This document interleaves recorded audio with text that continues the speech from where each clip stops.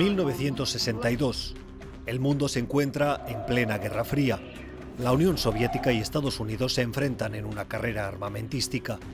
Cada lado almacena un arsenal nuclear tan grande que podría destruir la Tierra 20 veces.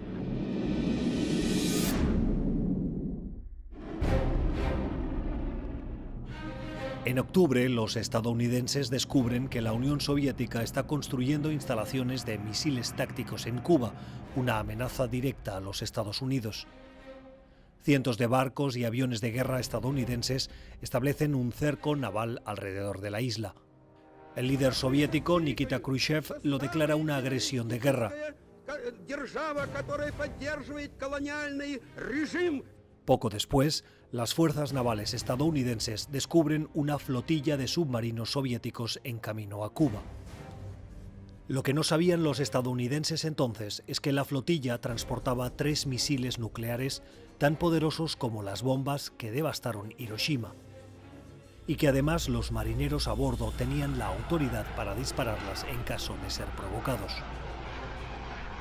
Las fuerzas navales estadounidenses empezaron a enviar mensajes por radio para señalarles que subieran a la superficie.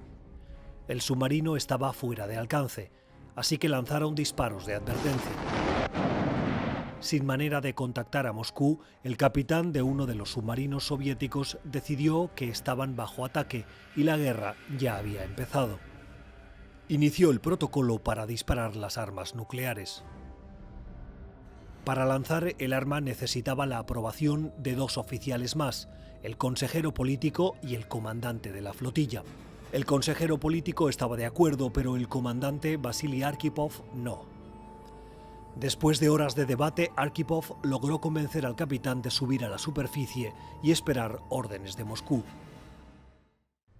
Y fue una decisión que sin duda salvó el mundo.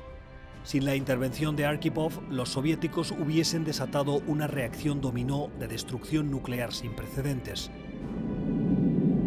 Una vez en la superficie, los submarinos recibieron las órdenes de regresar a la Unión Soviética.